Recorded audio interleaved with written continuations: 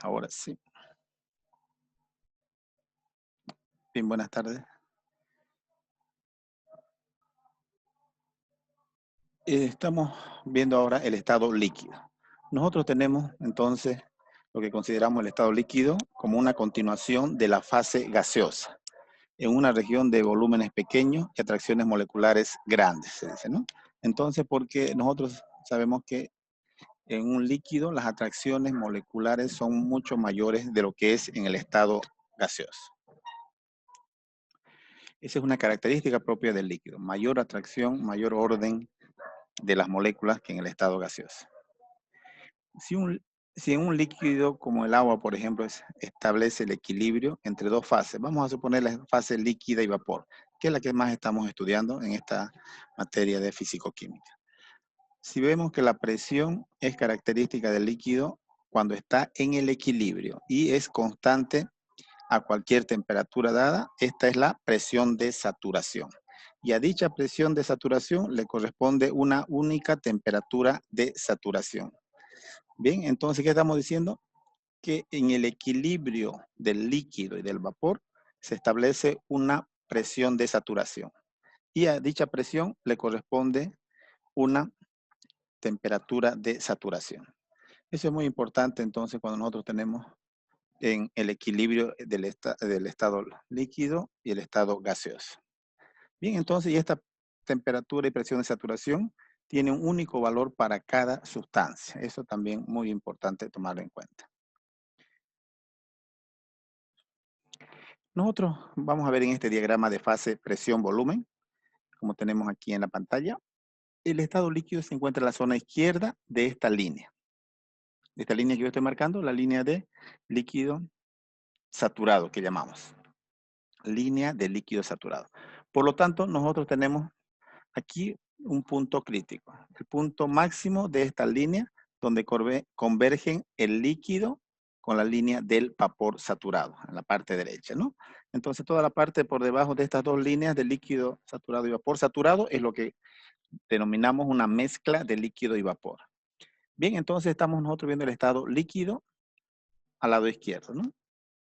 Y la mezcla de líquido y vapor por la parte de abajo del punto crítico y por debajo de la otra línea que es la línea de vapor saturado, ¿no? En este diagrama de fase entonces lo que podemos entender la división o las fases claramente definidas del líquido, la mezcla de líquido y vapor, y al lado derecho la zona de vapor, solamente vapor o vapor sobrecalentado, ¿no?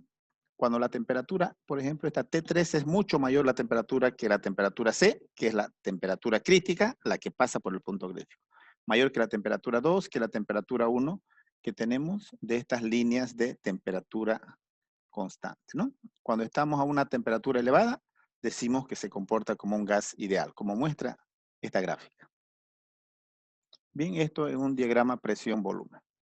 También podemos ver en un diagrama de fase, diagrama temperatura-volumen, ¿no? Entonces, lo mismo, la línea del líquido al lado izquierdo de la línea del líquido saturado. Como hemos explicado, la presión de saturación le corresponde una única temperatura de saturación, ¿no? Aquí está. A la temperatura de saturación aquí, T2, le corresponde esta presión de saturación. Bien, entonces nosotros vamos a continuar viendo lo que son los coeficientes térmicos que nos permiten o que nos ayudan a encontrar la relación entre las variables termodinámicas, presión, volumen y temperatura. Vamos a definir el coeficiente de expansión térmica isobárico denominado alfa, que nos expresa la relación entre el volumen y la temperatura. Es decir, alfa es el cambio de volumen con respecto a la temperatura, o también denominado derivada del volumen con respecto a la temperatura, ¿no? Y multiplicado por 1 sobre B. Las unidades que tiene es 1 sobre grados Kelvin.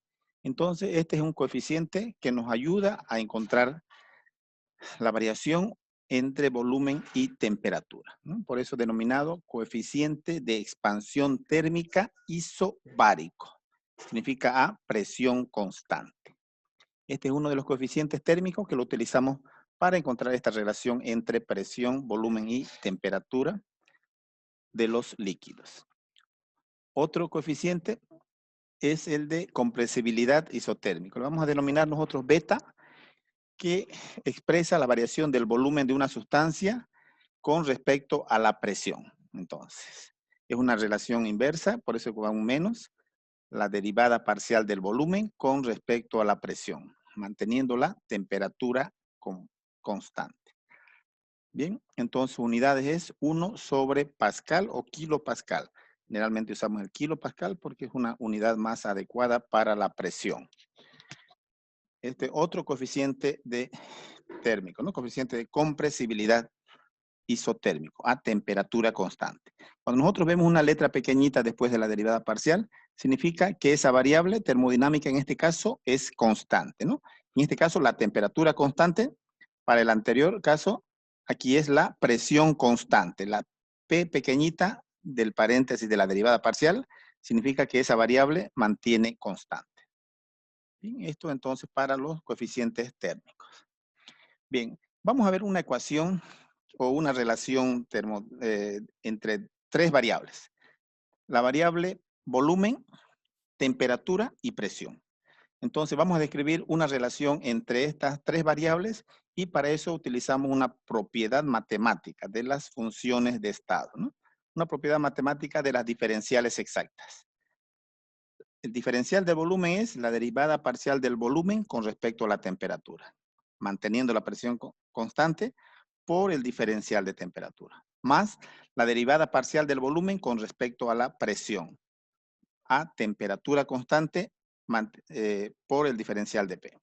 Bien, entonces de esta manera podemos expresar una relación entre tres variables, una propiedad matemática, como dijimos, de las diferenciales exactas. Entonces esto es una ecuación diferencial resolviendo esto podemos encontrar una ecuación donde obtengamos una variable en función de las otras dos para el estado líquido. Bien, también podemos ver estas propiedades de diferenciales exactas como es la regla de la cadena, que son derivadas parciales de la variable, de una variable con respecto a la otra, manteniendo el volumen. Luego, derivando la otra variable con respecto a la siguiente variable, manteniendo la temperatura constante. La siguiente variable, entonces, con respecto a la otra, ¿no? Aquí va presión, volumen, temperatura. Aquí va la otra variable, la que continúa, temperatura, presión, volumen, ¿no? Y la multiplicación de estas tres derivadas parciales nos da la unidad con signo negativo. Bien, estas son propiedades de diferenciales exactas que podemos utilizar. Bueno, entonces esto es importante, utilizar estos conceptos, los coeficientes térmicos y las propiedades matemáticas para poder encontrar nosotros la relación entre estas tres variables, temperatura, volumen y presión.